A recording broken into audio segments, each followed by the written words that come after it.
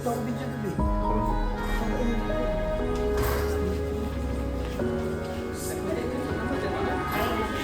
Dimi. Dimi. Lusod mo to para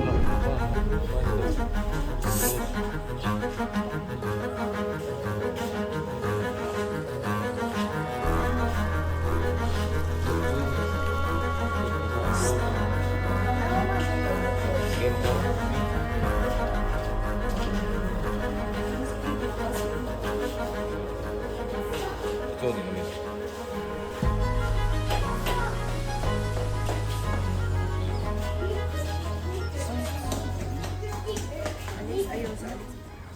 Okay, ang puta.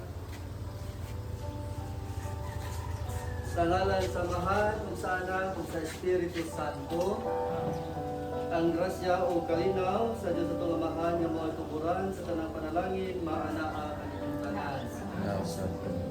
Tinaod ng Diyos nga atong himaya sa katingog sa kakasing-kasing mutugod ka nato pilagi sa Espiritu Santo nga magapuyong sa kalinaw kayo sa isip mga sumusunod ni Kristo at karon hangtod sa kanturan mag-ampo kita sa dihang na tao si Kristo pinahagi sa Balang Birhen Maria nagpuyong siya kanato kita nga nagapuyong unta siya din sa balaya o panalanginan unta niya kini pinahagi sa iyang presensya hinaot nga magpabilin siya din hiuban kaninyo hinaot nga iyang maalimahan ang inyong lupa alang sa usa-usa kung mag-ikambit sa iyong kalipay ipayan siya kamo sa inyong kasubo dinasig sa iyong matutulunan o paliginan aning kamuta ninyo nga kinigad ko ninyong panimalay mahimong una sa tanan tuloy-anan sa ugma na magsangya sa tanan sa kaayong ni Kristo pinakain pinagi ni Kristo ang Ginoo.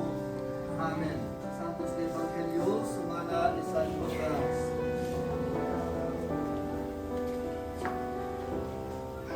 Yatong tungura doon na sila sa balangan na ilang atuan kung nagpasabot si Jesus na daw padayon na siya sa unahan. Kapan gihawiran nila siya og ingnan anhilang tapo mahulay kay hapit na mga bii.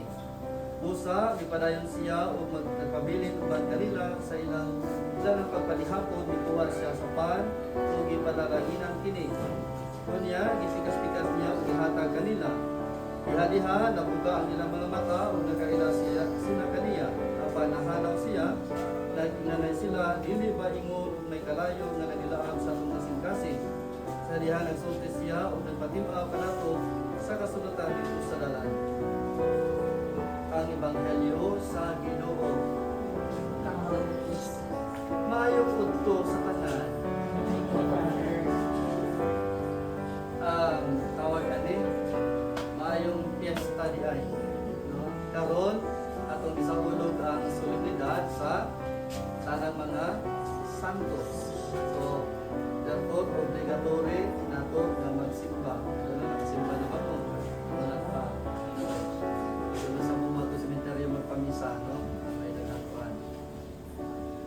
Atong isaulog karon ang dakong kahimayaan sa Dios tungod sa daghang kaayong mga santos nga maoy naghatag nato panalipod tabang ilabi na sa mga dautan sa mga elemento.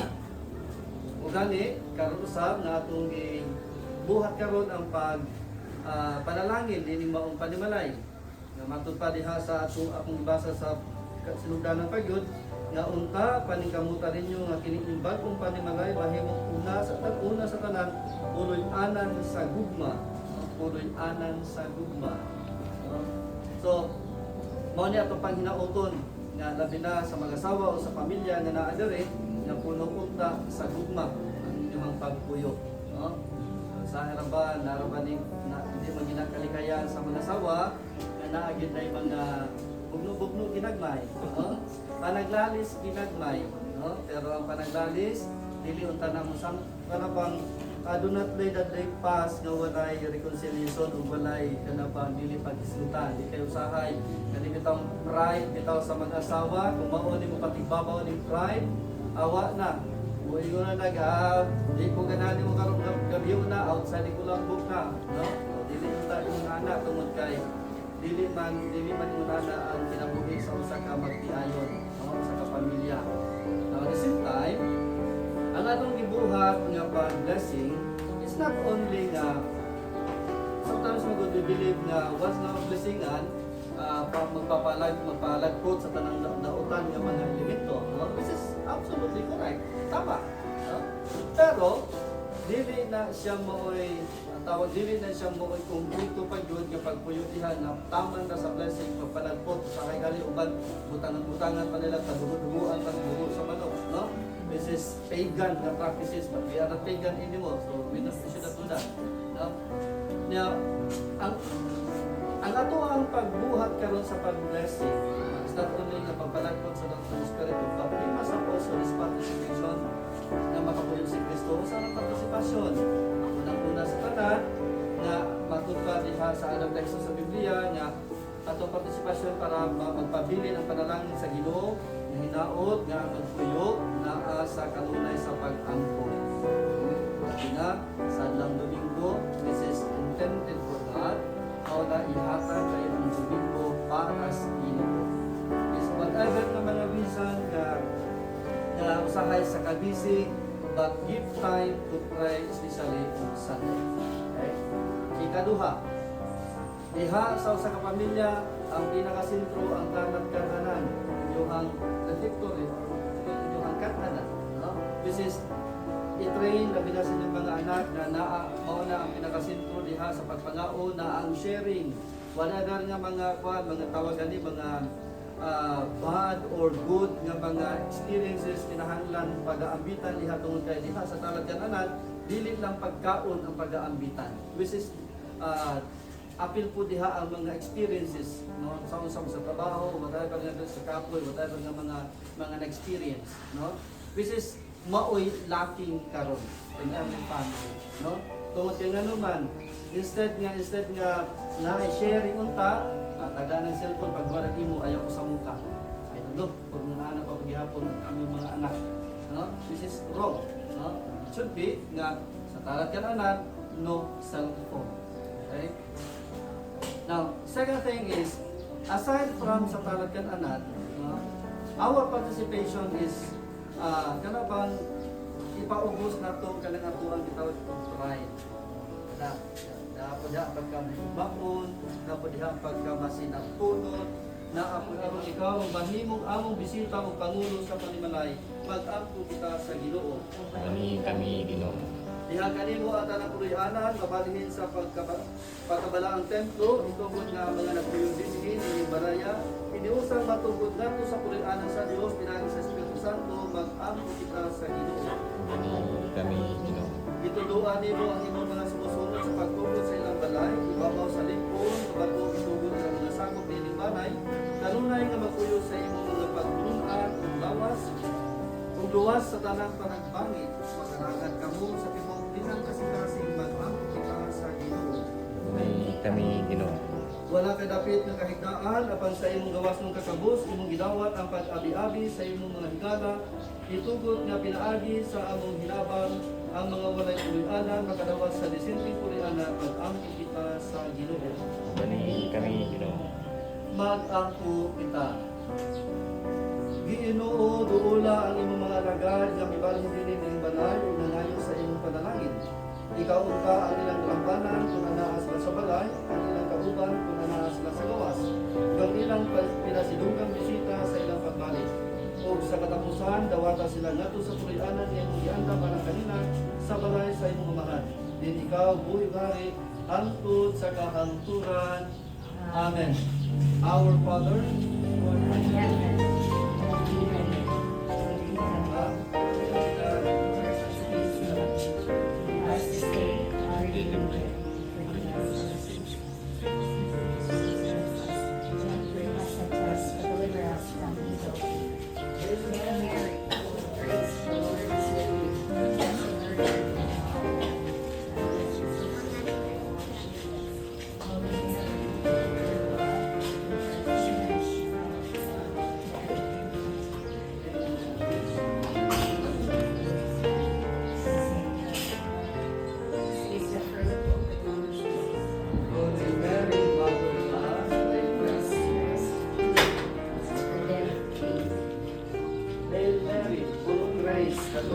with you.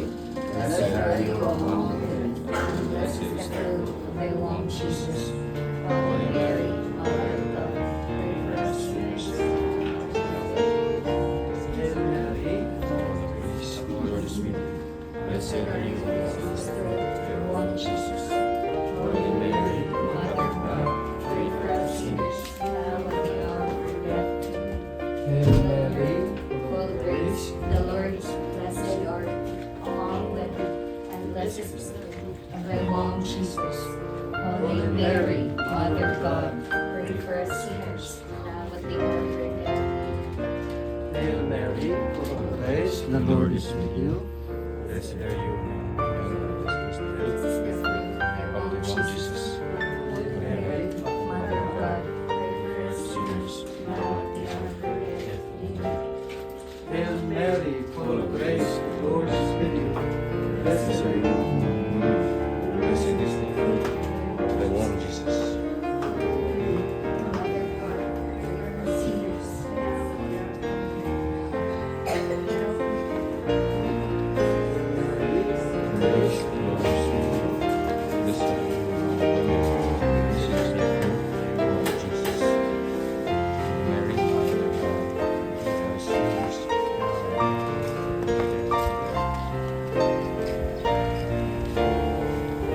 Praise the Lord is with you. Blessed are you among women. Blessed is the fruit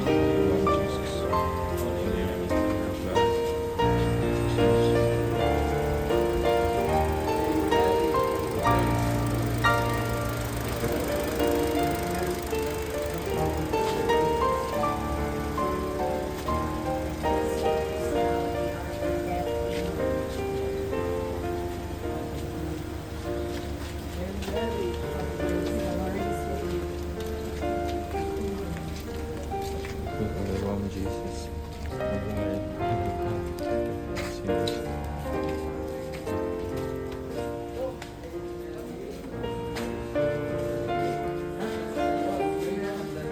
Fruit of thy womb, Jesus.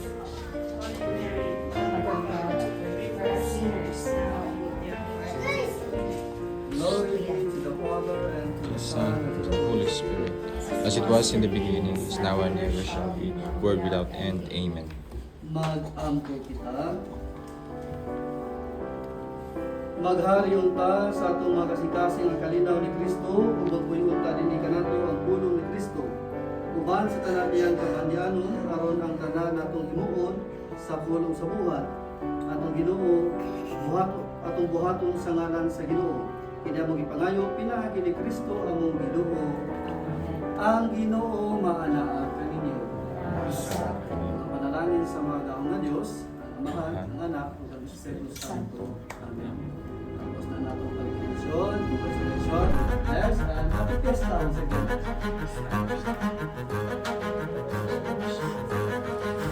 Congratulations.